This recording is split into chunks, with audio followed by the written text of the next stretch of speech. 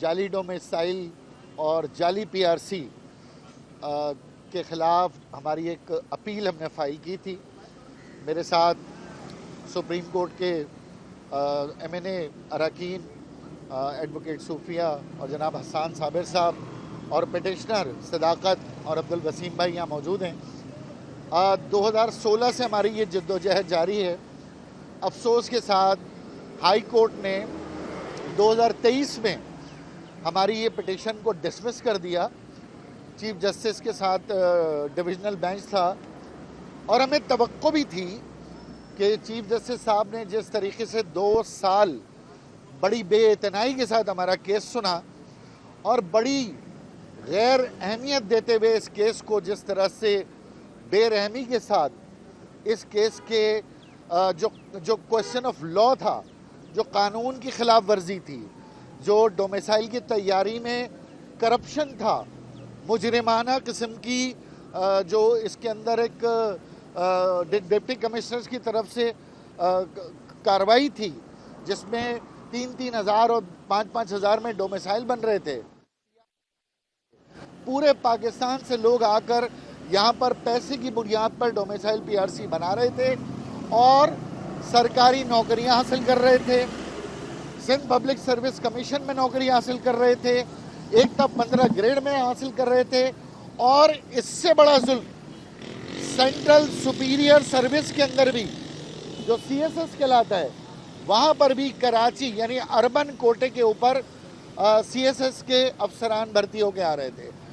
تو جو اس وقت کی ڈویژنل بینچ جس کی سربراہی سابق چیف جسٹس کر رہے تھے، جن پہ خود بھی جعلی بھرتیوں کے الزامات کا کیس سپریم کورٹ میں زیر التوا تھا، تو ان سے تو توقع تھی کہ وہ اس کیس میں انصاف نہیں کریں گے.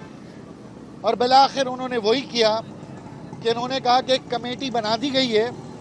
یعنی کہ اگر دودھ پر میں نے یہ کہا کہ بلی رکھوالی کے لیے رکھی گئی ہے تو اس وقت ججمنٹ میں یہ کہا گیا کہ ہم نے سفید بلی کو ہٹا کے کالے بلے رکھ دیے ہیں، اور یہ ججمنٹ مجھے دے دی گئی.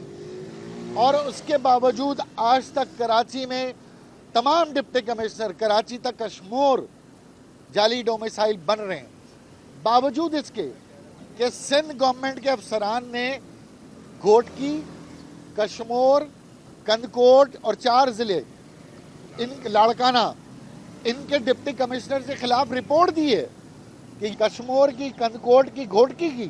تو اس کا مطلب ہے وہاں میرے رہنے والے سندھی بھائیوں کے ساتھ بھی زیادتی ہوئی ہے.